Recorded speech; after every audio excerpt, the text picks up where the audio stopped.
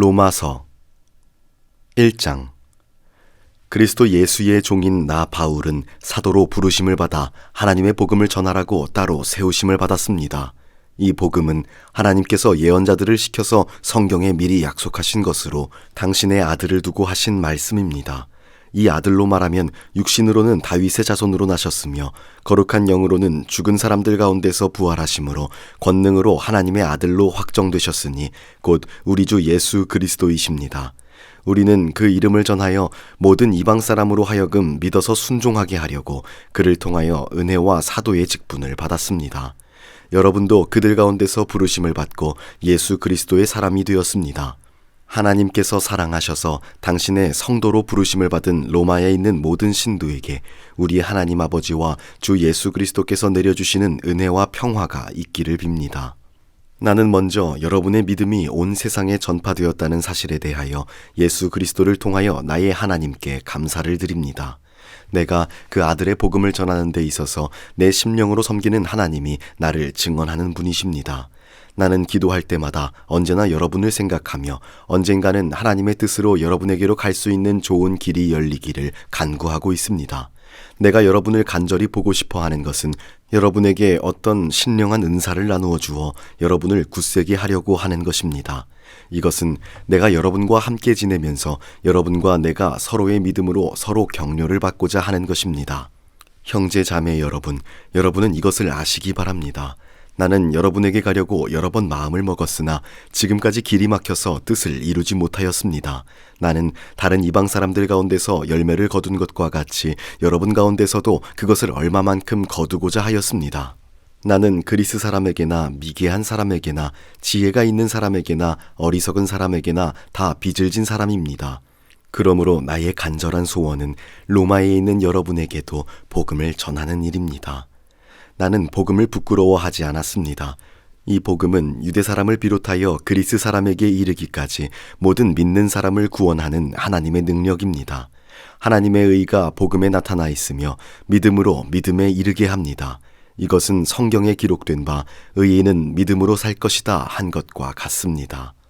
하나님의 진노가 불의한 행동으로 진리를 가로막는 사람의 온갖 불경건함과 불의함을 겨냥하여 하늘로부터 나타납니다.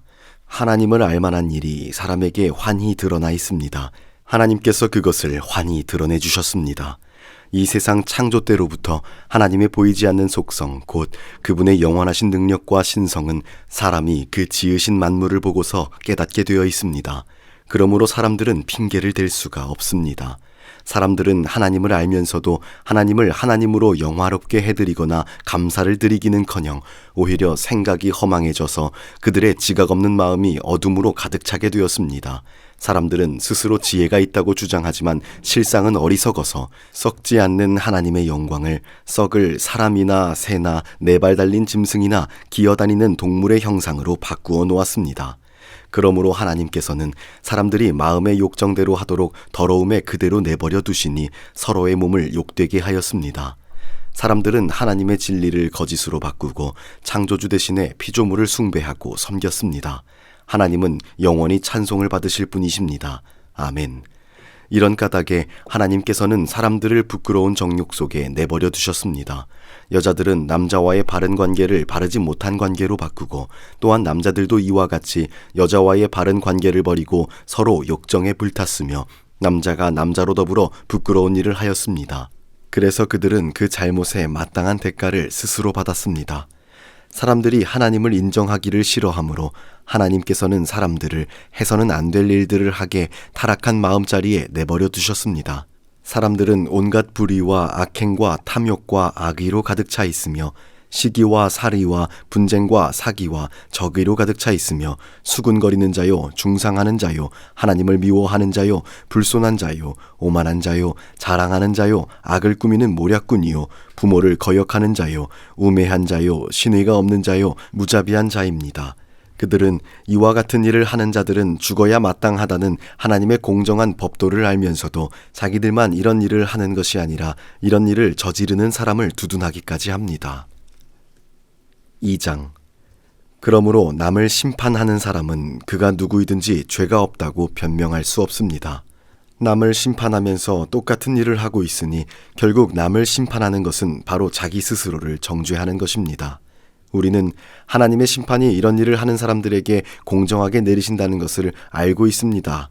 이런 일을 하는 사람들을 심판하면서 스스로 그런 일을 하는 사람이 있는데 그런 사람이 하나님의 심판을 피할 수 있을 줄로 생각합니까? 더구나 하나님께서 인자하심을 베푸셔서 사람을 인도하여 회개하게 하신다는 것을 알지 못하고 오히려 하나님의 풍성하신 인자하심과 관용하심과 오래 참으심을 업신여기기까지 한다니 될 말입니까? 그런 사람은 완고한 마음과 회개하지 않는 마음을 가지고 있으므로 하나님께서 진노를 터뜨려 의로운 심판을 하실 그날을 앞에 두고 자기가 받을 진노를 스스로 쌓아 올리고 있습니다. 하나님께서는 각 사람에게 그가 한 대로 갚아주실 것입니다. 참으면서 선한 일을 하여 영광과 존귀와 불멸의 것을 구하는 사람에게는 영원한 생명을 주시고 이기심에 얽매여서 진리를 거스리고 불의를 따르는 사람에게는 진노와 분을 내리실 것입니다. 악한 일을 하는 모든 사람에게는 먼저 유대 사람을 비롯하여 그리스 사람에 이르기까지 환난과 고통이 있을 것이요 선한 일을 하는 모든 사람에게는 먼저 유대 사람을 비롯하여 그리스 사람에 이르기까지 영광과 존귀와 평강이 있을 것입니다. 하나님께서는 사람을 차별함이 없이 대하시기 때문입니다.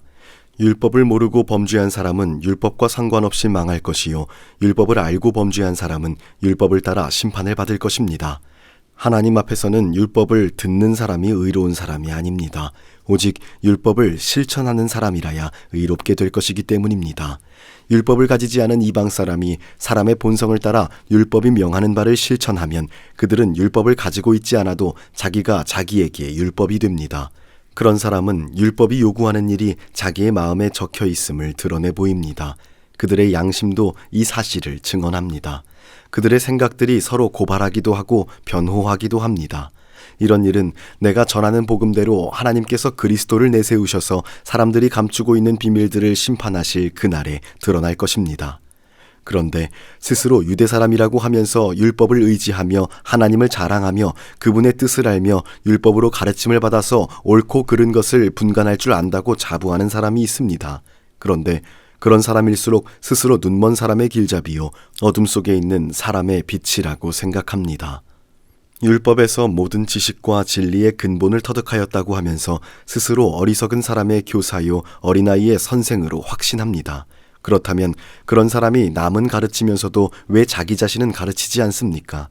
도둑질을 하지 말라고 설교하면서도 왜 도둑질을 합니까? 간음을 하지 말라고 하면서도 왜 간음을 합니까? 우상을 미워하면서도 왜 신전의 물건을 훔칩니까? 율법을 자랑하면서도 왜 율법을 어겨서 하나님을 욕되게 합니까? 성경에 기록된 바 너희 때문에 하나님의 이름이 이방 사람들 가운데서 모독을 받는다 한 것과 같습니다. 율법을 지키면 할례를 받는 것이 유익하지만 율법을 어기면 받은 할례는 할례를 받지 않은 것으로 되어버립니다. 그러므로 할례를 받지 않은 사람이 율법의 규정을 지키면 할례를 받지 않아도 할례를 받은 것으로 여김받지 않겠습니까? 그리고 본래 할례를 받지 않은 사람이라도 율법을 온전히 지키는 사람은 율법의 조문을 가지고 있고 할례를 받은 사람이면서도 율법을 지키지 않는 사람을 정죄할 것입니다. 겉모양으로 유대 사람이라고 해서 유대 사람이 아니요 겉모양으로 살에다가 할례를 받았다고 해서 할례가 아닙니다. 오히려 속이 유대 사람인 사람이 유대 사람이며 율법의 조문을 따라서가 아니라 성령을 따라서 마음에 받는 할례가 참 할례입니다. 이런 사람은 사람에게서가 아니라 하나님에게서 칭찬을 받습니다. 3장. 그러면 유대 사람의 특권은 무엇이고 할례의 이로움은 무엇입니까? 모든 면에서 많이 있습니다. 첫째는 그들이 하나님의 말씀을 맡았다는 것입니다. 그런데 그들 가운데서 얼마가 신실하지 못했으면 어떻습니까? 그들이 신실하지 못했다고 해서 하나님의 신실하심이 없어지겠습니까? 그럴 수 없습니다. 사람은 다 거짓말쟁이이지만 하나님은 참되십니다. 성경에 기록된 바 주께서 말씀하실 때에 주님의 의로우심이 드러나고 주께서 판단을 받으실 때에 주께서 이기십니다 한 것과 같습니다. 그런데 우리의 불의가 하나님의 의를 드러나게 한다면 무엇이라고 말하겠습니까? 우리에게 진노를 내리시는 하나님이 불의하시다는 말입니까? 내가 사람들이 말하는 방식으로 말합니다마는 절대로 그럴 수 없습니다. 사실 그렇다면 하나님께서 어떻게 세상을 심판하실 수 있겠습니까? 또 나의 거짓으로 하나님의 참되심이 더욱 분명하게 드러나서 그분에게 영광이 돌아간다면 왜 내가 여전히 죄인으로 판정을 받아야 하느냐 하고 물을 수도 있을 것입니다. 그러나 좋은 일이 생기라고 악한 일을 하자 하고 말할 수 있겠습니까? 사실 어떤 사람들은 우리가 그런 말을 한다고 비방합니다. 그런 사람들은 심판을 받아야 마땅합니다. 그러면 어떻습니까? 우리 유대 사람에게 더 나은 것이 있습니까? 전혀 없습니다. 유대 사람이나 그리스 사람이나 다 같이 죄 아래에 있음을 우리가 이미 지적하였습니다. 성경에 이렇게 기록되어 있습니다. 의인은 없다. 한 사람도 없다. 깨닫는 사람도 없고 하나님을 찾는 사람도 없다. 모두가 곁길로 빠져서 쓸모가 없게 되었다. 선한 일을 하는 사람은 없다. 한 사람도 없다. 그들의 목구멍은 열린 무덤이다. 혀는 사람을 속인다. 입술에는 독사의 독이 있다. 입에는 저주와 독설이 가득 찼다. 발은 피를 흘리는 일에 빠르며 그들이 가는 길에는 파멸과 비참이 있다. 그들은 평화의 길을 알지 못한다. 그들의 눈에는 하나님을 두려워하는 빛이 없다. 우리는 율법에 있는 모든 말씀이 율법 아래 사는 사람에게 말한 것임을 압니다. 그것은 모든 입을 막고 온 세상을 하나님 앞에서 유죄로 드러내시려는 것입니다. 그러므로 율법을 지킴으로써 하나님 앞에서 의롭다고 인정받을 사람은 아무도 없습니다. 율법으로는 죄를 인식할 뿐입니다. 그러나 이제는 율법과는 상관없이 하나님의 의가 나타났습니다. 그것은 율법과 예언자들이 증언한 것입니다. 하나님의 의는 예수 그리스도를 믿는 믿음을 통하여 모든 믿는 사람에게 옵니다. 거기에는 아무 차별도 없습니다. 모든 사람이 죄를 범하였으므로 하나님의 영광에 이르지 못합니다. 그러나 사람은 그리스도 예수 안에 있는 속량을 힘입어서 하나님의 은혜로 값없이 의롭게 하여 주심을 받습니다. 하나님께서 이 예수를 사람에게 속죄 제물로 주셨습니다. 누구든지 그 피를 믿으면 속죄함을 받습니다. 하나님께서 이렇게 하신 것은 사람들이 이제까지 지은 죄를 너그럽게 보아주심으로 자기의 의를 나타내시려는 것입니다. 하나님께서 길이 참으시는 가운데 지금 이때에 자기의 의를 나타내신 것은 하나님께서는 의로우신 분이시라는 것과 예수를 믿는 사람은 누구나 의롭게 하여 주신다는 것을 나타내시려는 것입니다. 그렇다면 사람이 자랑할 것이 어디에 있습니까? 전혀 없습니다.